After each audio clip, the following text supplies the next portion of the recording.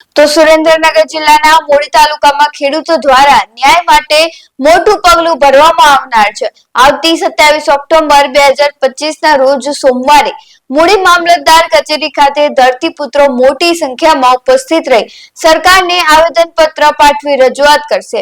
આ રજૂઆતમાં ખેડૂતો દ્વારા મુખ્યત્વે બોટાદ માર્કેટિંગ યાર્ડની કડદા પ્રથા સદંતર બંધ કરવાની તેમજ હળદર મુકામે પોલીસ દમન હેઠળ ખોટી રીતે જેલ હવાલે કરાયેલા 85 ખેડૂતોને તાત્કાલિક જેલ મુક્ત કરવાની માંગણી કરવામાં આવશે।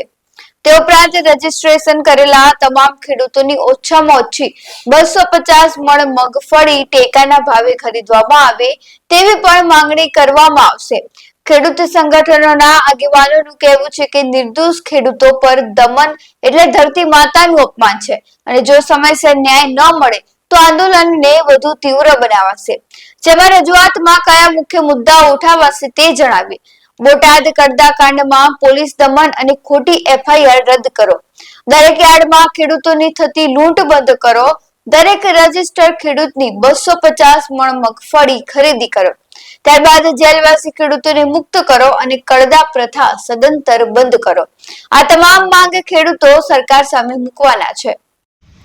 ખેડૂત ભાઈઓ, અત્યારે બોટાદ યાર્ડમાં જે અત્યારે દમન ગુજાર્યું સરકારે ખોટા ખેડૂતને જેલમાં પૂર્યા છે એના વિશેષણમાં આપણે 27 તારીખે અને સોમવારે મામલતદાર ઓફિસે મૂડી આયોજન પત્ર દેવાનું છે અને ખેડૂતની મગફળી 250 મણ ખરીદવી પડે, 70 મણ નહીં। ખેડૂતનું પણ ભેગું આયોજન પત્ર દેવાનું છે એટલે તમામ ખેડૂતને મારી નમ્ર વિનંતી છે 27 તારીખે અને સોમવારે 10 વાગ્યે મૂડી મામલતદાર ઓફિસે તમામ ખેડૂતને પહોંચવાનું છે।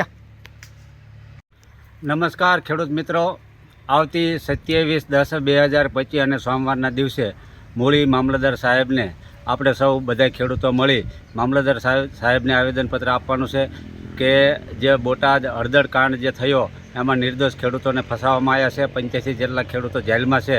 એના અનુસંધાને આપ સૌ મૂળી તાલુકાના તમામ ખેડૂતો મૂળી સવારે 10 વાગ્યે બધા ખેડૂતો પધારો, કેમ કે આપણે નહીં આવેદનપત્ર આપી આપણે માંગ નહીં રજૂઆત કરવી સરકારને તો આપણો ખેડૂતોનો અવાજ કાયમની માટે દબાવી દેવામાં આવશે। એટલે તમામ ખેડૂત મિત્રો પધારો મૂળી સવારે 10 વાગ્યે।